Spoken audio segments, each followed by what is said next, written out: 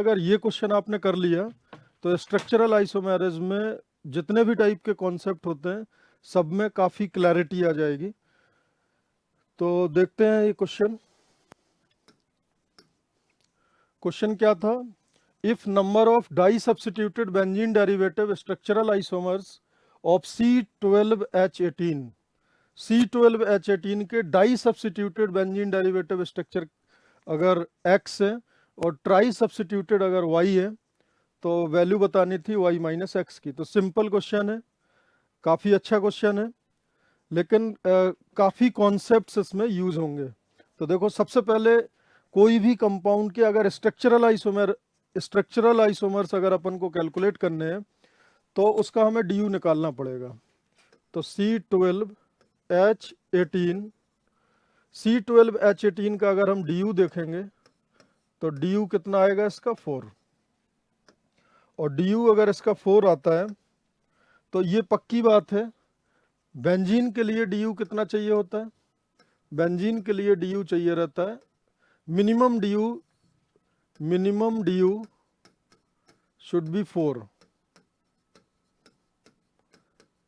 और जो डी दिया है ये भी 4 है, और बेंजीन के लिए डी 4 चाहिए क्योंकि क्वेश्चन में क्या है, बेंजीन डेरिवेटिव कितने होंगे। तो जितना डी दिया है वो सारा का सारा यूज हो जाएगा बेंजीन में। इसका मतलब 6 कार्बन के अलावा जो 6 कार्बन है इसमें अगर बेंजीन देखेंगे तो बेंजीन में कितने होंगे? 6 कार्बन। बाकी के जो 6 कार्बन है वो सैचुरेटेड हैं, उनमें कोई डबल बॉन्ड, कोई रिंग, कोई ट्रिपल बॉन्ड नहीं है। ये बात अभी हमें क्लियर हो गई। अब अगर हम देखेंगे इस क्वेश्चन को, लेट्स से अगर बेंजीन के हमें डाई सब्स्टिट्यूटेड बनाने हैं तो बेंजीन के अगर हम डाई सब्स्टिट्यूटेड बनाएंगे तो दो दो के पेयर क्या बन सकते हैं? एक्स्ट्रा कार्बन कितने हैं? 6। तो एक केस ऐसा बन सकता है कि CH3 हो एक सब्स्टिट्यूट, और एक सब्स्टिट्यूट हो सकता है C5H11, मतलब एक में एक कार्बन, एक में 5 कार्बन। सेकंड केस बन सकता है जिसमें C2H5 हो और यहाँ पर क्या हो? C4H7। और तीसरा केस बन सकता है C3H7 और यहाँ पे भी क्या हो? C3H7। तो ये 3 केस हैं डाई सब्स्टिट्यूट के।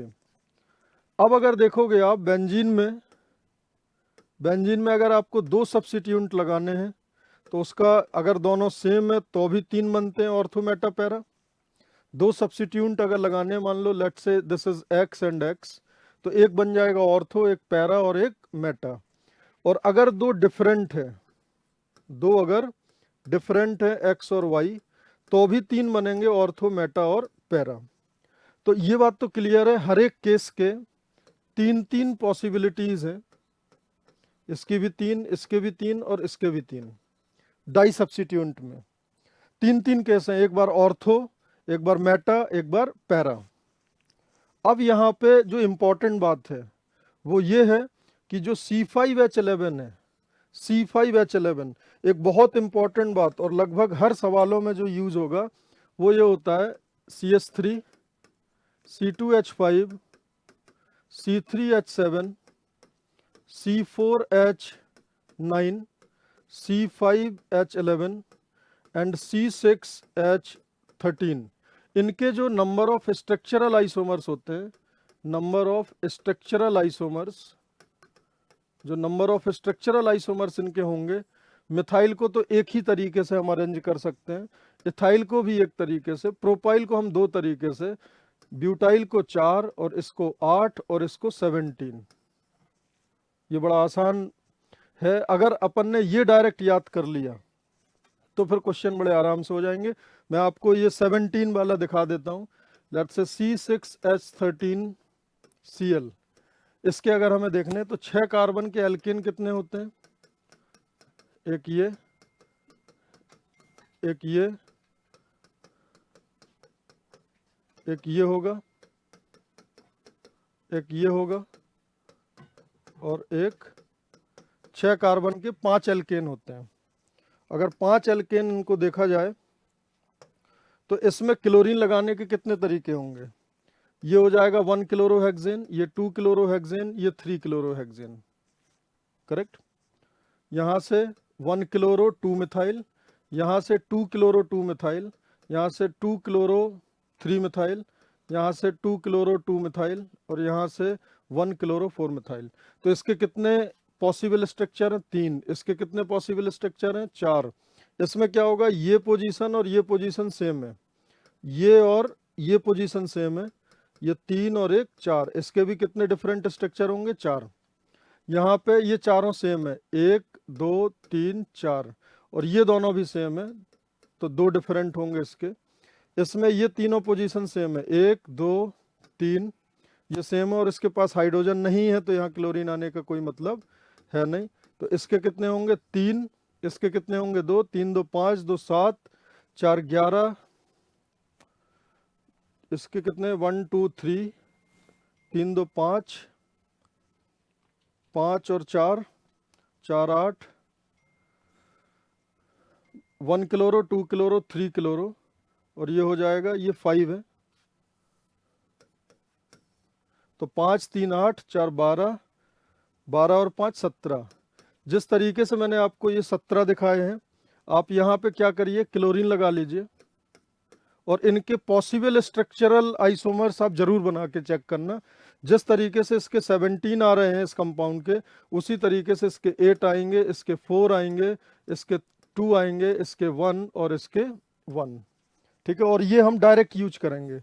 अब वापस अपन चलते हैं यहाँ पे, तो बताइए C5H11 के कितनी पॉसिबिलिटीज है? 8। तो एक बार आपने मान लो अल्फा रख दिया, एक बार बीटा, एक बार गामा, एक बार डेल्टा, तो ये 8 रखेंगे, तो ये टोटल कितना हो जाएगा? 24। अब ये बताइए C4H7 के कितने थे? 4। तो इसको 4 से मल्टीप्लाई करेंगे तो ये कितना हो जाएगा? 12। और C3H7 और C3H7 के 2 थे। जैसे अब अगर यहाँ पे मैंने पुट किया C3H7 और यहाँ पे C3H7, तो C3H7 का एक प्रोपाइल होगा, एक आइसोप्रोपाइल होगा। अब क्या ऑप्शंस हैं? लेट्स से इसके अल्फा बीटा 2 ऑप्शन है, इसके अल्फा बीटा 2 ऑप्शन है, तो क्या ऑप्शन बनेगा? Alpha alpha, beta beta, alpha beta and beta alpha. लेकिन ये दोनों केस लास्ट के क्या हो जाएंगे? सेम। तो इसमें जो मल्टीप्लायर होगा वो कितना होगा? 3। तो इसमें टोटल स्ट्रक्चर कितने हो जाएंगे? 24 12 और 9। डाई सब्स्टिट्यूटेड अगर देखोगे आप, तो 24 प्लस 12 प्लस 9, तो ये हो जाएंगे आपके 45। सिमिलरली अगर हम देखें ट्राई सब्स्टिट्यूटेड, अगर हम ट्राई सब्स्टिट्यूटेड देखें, तो अब एक बेंजीन है, और बेंजीन में हमें 3 ग्रुप लगाने हैं। तो 3 ग्रुप में एक बार CH3, दूसरे में CH3, तो यहाँ क्या होगा? C4H9। ये केस 1। केस 2 क्या होगा इसका? CH3, C2H5 and C3H7। और केस 3 क्या होगा? C2H5, C2H5 और C2H5। अब ये अगर आप देखोगे तो ये अगर X है तो ये X है और ये Y है। तो ये बहुत इंपॉर्टेंट एक इंफॉर्मेशन होती है।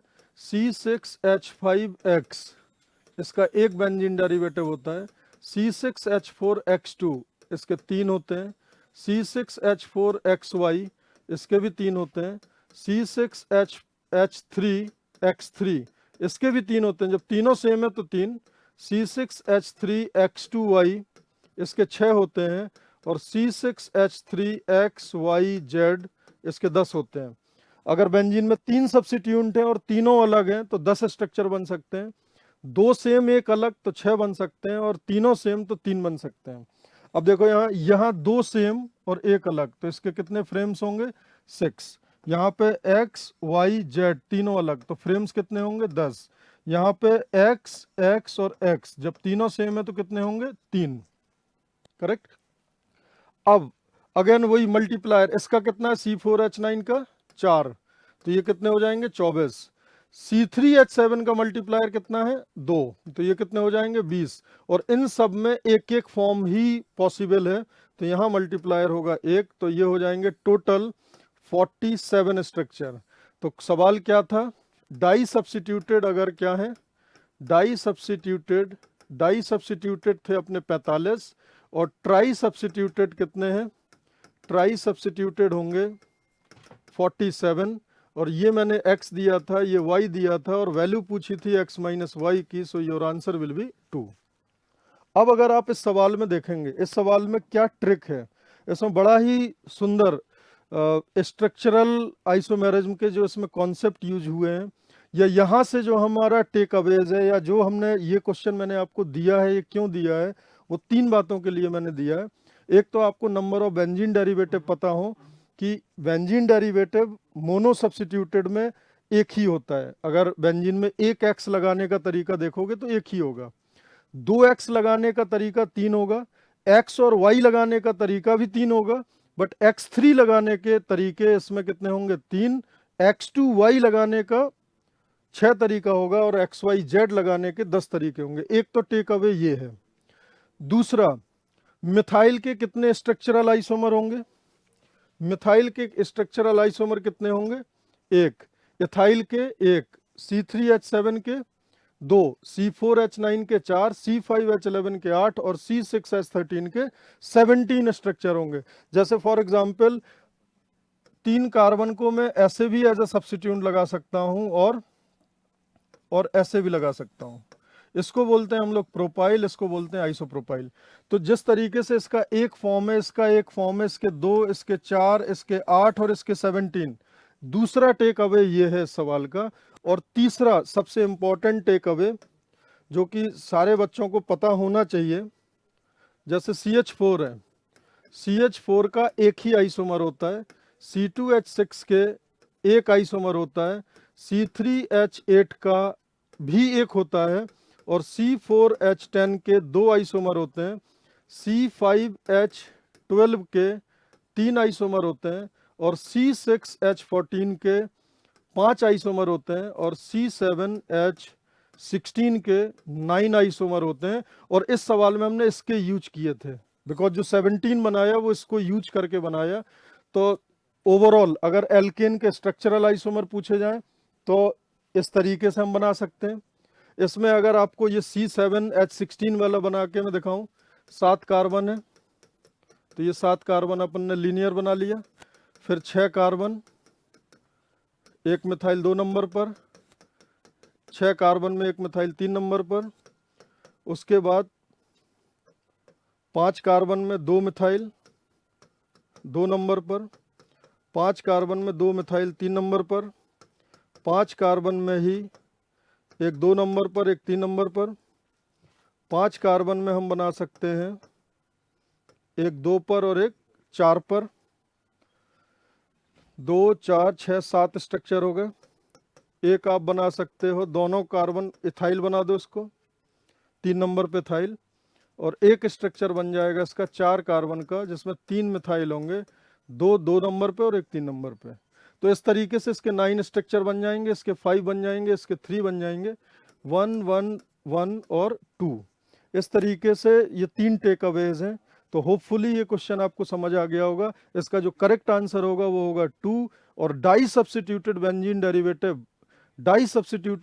डेरिवेटिव इसमें होंगे 45 और ट्राई सब्स्टिट्यूटेड बेंजीन डेरिवेटिव होंगे 47। और बड़ा ही प्यारा क्वेश्चन था ये, और होपफुली ये आप लोग ने सही किया होगा। और अगर कोई भी आपको डाउट आता है तो आप मुझे मेरे तक पहुंच सकते हैं और ये पूछ सकते हैं। Thank you.